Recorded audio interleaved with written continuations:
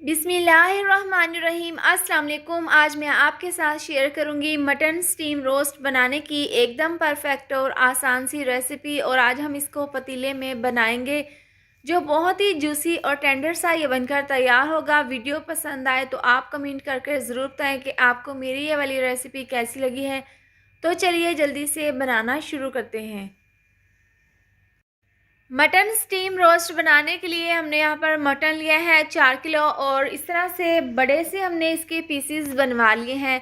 तो सबसे पहले हम छुरी की मदद से 3 से 4 इसके अंदर कट्स इस तरीके से लगा लेंगे ताकि जब हम इसकी मैरिनेशन करें तो मसालों का फ्लेवर इसके अंदर तक चला जाए। तो तमाम पीसीस भी हमने इस तरह से कट लगा लिए हैं। इसके बाद हम इसके ऊपर नमक लगा देंगे। तो 1 से 2 चम्मच हम इस तरीके से इसके ऊपर नमक डाल देंगे और हाथों की मदद से तमाम पीसीस पर अच्छे से नमक लगा लेंगे। नमक लगाने के बाद हम इसको 10 से 15 मिनट के लिए इसी तरह से रेस्ट के लिए रख देंगे। मटन के पीसीस को नमक लगा कर रखे हुए 10 मिनट हो गए हैं और कढ़ाई में हमने ऑयल को काफ़ी अच्छे से गर्म कर लिए हैं। इसके बाद 2 से 3 पीसीस हम इसके अंदर डाल देंगे और तेज़ आंच पर हम एक साइड से गोल्डन सा कलर आने तक हम इन पीसीस को फ्राई कर लेंगे। एक साइड से इनको फ्राई होते हुए 7 से 8 मिनट हो गए हैं और ज़बरदस्त सा गोल्डन सा कलर आ गया है। तो इनकी हम साइड को चेंज कर देंगे। दूसरी साइड से भी हम इनको इसी तरह से फ्राई कर लेंगे। तो मटन के पीसीज हमने दोनों साइड से अच्छे से फ्राई कर लिए हैं। इनको हम निकाल लेंगे और जो बाकी के पीसीज हैं वो हम इसी तरह से फ्राई कर लेंगे। इसके बाद 2 चम्मच एक पैन में डाल देंगे साबुत सूखा धनिया, 2 चम्मच डाल देंगे सौंफ और 2 चम्मच साबुत ज़ीरा और स्लो आंच पर हम हल्का सा इनको रोस्ट कर लेंगे। और जब इसमें इस तरह का हल्का सा कलर आ जाएगा तो हम इसको निकाल कर प्लेट में ठंडा कर लेंगे और इसका एक ज़बरदस्त सा मिक्सी जार में पाउडर तैयार कर लेंगे। अब मटन जो हमने फ्राई करके रखा था उसकी हमने मैरिनेशन करनी है। तो उसके लिए हम मिक्सचर तैयार कर लेते हैं। तो एक बाउल में डाल देंगे दही। आधा किलो हमने दही ली है। सबसे पहले हैंड विस्क से हम इसको अच्छे से फेंट लेंगे। इसके बाद हम 4 से 5 चम्मच चिली गार्लिक टमाटो केचप के इसके अंदर डाल देंगे और इसको हम दही के साथ मिक्स कर लेंगे। अब दही और केचप वाली मिक्सचर में हम मसाला जार डाल देंगे। तो 1 चम्मच भरकर हम नमक डाल देंगे। नमक हमने मटन के पीसीस पर भी लगाया था। इसके बाद जो हमने खड़े मसाले रोस्ट किए थे उसका हमने मिक्सी जार में ज़बरदस्त सा पाउडर तैयार कर लिया है। और इस मिक्सचर में सबसे अहम मसाला यही है, इससे बहुत ही ज़बरदस्त सी खुशबू आएगी। तो 2 चम्मच हम इसके अंदर डाल देंगे। इसके बाद हम 1 चम्मच भरकर डाल देंगे पिसा हुआ गरम मसाला और 2 चम्मच डाल देंगे कुटी हुई लाल मिर्च। ये हम 4 किलो गोश्त के हिसाब से इसके अंदर मसाला जार डाल रहे हैं। अगर आप कम बनाएं तो आप अपने टेस्ट के हिसाब से इसके अंदर मसाला जार डाल सकते हैं। और 1 चम्मच डाल देंगे पिसी हुई लाल मिर्च, आधी चम्मच हल्दी पाउडर हम इसके अंदर डाल देंगे और 2 चम्मच डाल देंगे धनिया पाउडर और इसको हम मिक्स कर लेंगे। अगर आपको ये वाली वीडियो पसंद आई हो तो इसको लाइक और शेयर करें और अगर आपने अभी तक मेरा चैनल सब्सक्राइब नहीं किया तो आप इसको सब्सक्राइब कर दें और साथ दी हुई बेल को भी प्रेस कर दें।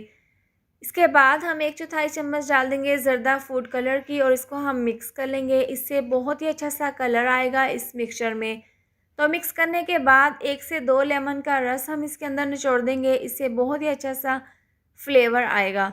तो ये लेमन डालने के बाद हम इसके अंदर डाल देंगे 4 से 5 चम्मच सोया सॉस के और इसको हम दोबारा से मिक्स कर लेंगे। ज़बरदस्त सा हमारा ये मिक्सचर तैयार है। अगर आपको ये गाढ़ा लगे तो आप इसके अंदर मज़ीद दही या फिर पानी डाल सकते हैं। तो इस तरह का हमने ये मिक्सचर तैयार कर लिया है। इसके बाद हम जो मटन के पीसेस हमने फ्राई करके रखे थे उनके ऊपर हम ये मिक्सचर लगा लेंगे। अब जो पीसेस हमने फ्राई करके रखे थे वो अच्छे से ठंडे हो गए हैं और जो मिक्सचर हमने तैयार किया था वो हम इस तरीके से इनके ऊपर डाल देंगे। आप जब भी ये रेसिपी ट्राई करें तो आप जो भी पीसेस फ्राई करें तो उनको पहले ठंडा कर लें। इसके बाद आप इसकी मैरिनेशन कर लें। तो दोनों साइड से अच्छे से हम ये मिक्सचर हाथों की मदद से लगा लेंगे और जो हमने इसके अंदर कट्स लगाए थे उनके अंदर भी हम ये मिक्सचर लगा लेंगे ताकि मसालों का फ्लेवर अंदर तक चला जाए। तो हमने यहाँ पर इसकी ज़बरदस्ती मैरिनेशन कर ली है। इसको हम 1 घंटे के लिए रेस्ट के लिए रख देंगे। अगर आप इसको पूरी रात के लिए रखना चाहते हैं तो आप इसको रख सकते हैं। अब जो मटन के पीसेस हमने मैरिनेट करके रखे थे, इनको हमने स्टीम करना है। तो उसके लिए हम एक बड़ा सा पतीला ले लेंगे और इसके अंदर हम एक जग डाल देंगे पानी, और इसके अंदर हम सुराखों वाला एक स्टैंड रख देंगे। इसको आप स्टीमर भी कह सकते हैं। ये रखने के बाद एक जग हम इसके अंदर और पानी डाल देंगे, और आपने इतना पानी डालना है कि आपका जो स्टीमर है उसके नीचे तक पानी रहे। अब इसके ऊपर हम फॉइल पेपर रख देंगे। फॉइल पेपर हमने डबल लिया है क्योंकि हमने इसको ज़्यादा देर तक स्टीम करना है। तो ये फॉइल पेपर रखने के बाद छुरी की मदद से हम इसके अंदर सुराख इस तरीके से कर लेंगे। फॉइल पेपर में सुराख करने के बाद मटन के तमाम पीसीज हम इसके अंदर रख देंगे इस तरीके से। अगर आपने ये वाली रेसिपी अभी तक ट्राई नहीं की तो आप मेरे कहने पर एक बार ज़रूर ट्राई करें। ये वाकई में ही बहुत ही ज़्यादा मज़ेदार बनकर तैयार होती है, और हमारे घर पर ज़्यादातर दावतों में ये रेसिपी ज़रूर ट्राई की जाती है क्योंकि ये बहुत ही मज़ेदार बनकर तैयार होती है। तो इस तरह से तमाम पीसेस रखने के बाद फॉइल पेपर को हम ऊपर से अच्छे से इस तरीके से कवर कर देंगे। फॉइल पेपर को बंद करने के बाद आटे को रोल करके पतीले के किनारे पर हम इस तरीके से इसको रख देंगे, और इसके ऊपर ढक्कन बंद करके हम इसको कवर कर देंगे, और तेज़ आंच पर हम इसको 1 घंटे के लिए पकाएंगे। इसके बाद स्लो आंच पर हम इसको 3 घंटे के लिए स्टीम कर लेंगे।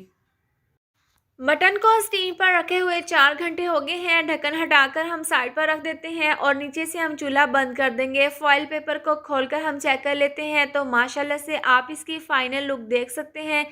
मटन बहुत ही ज़बरदस्त तरीके से स्टीम हुआ है, बहुत ही जूसी और बहुत ही टेंडर सा ये बनकर तैयार हुआ है, और खुशबू तो इसकी बहुत ही ज़बरदस्त है। मैं आपको यहाँ पर तोड़कर दिखा देती हूँ। बहुत ही ये गला हुआ बनकर तैयार हुआ है, और इसके बाद हम इसको डिश में निकाल कर सर्व कर लेंगे। तो तैयार है गर्मा गर्म मटन स्टीम रोस्ट। आप देख सकते हैं देखने में ये जितना टेस्टी लग रहा है, खाने में तो ये बहुत ही मज़ेदार बनकर तैयार हुआ है, और हमने इसको पूरे 4 घंटे स्टीम किया है। उम्मीद करती हूँ आपको मेरी ये मज़ेदार सी रेसिपी ज़रूर पसंद आई होगी। तो ये थी हमारी आज की वीडियो। अगर आपको ये वाली वीडियो पसंद आई हो तो आप इसको लाइक और शेयर करें। चैनल पर नए हैं तो इसको सब्सक्राइब कर दें, और साथ दी हुई बेल को भी प्रेस कर दें ताकि मेरी आने वाली हर नई वीडियो का नोटिफिकेशन आपको मिलता रहे। अल्लाह हाफिज़।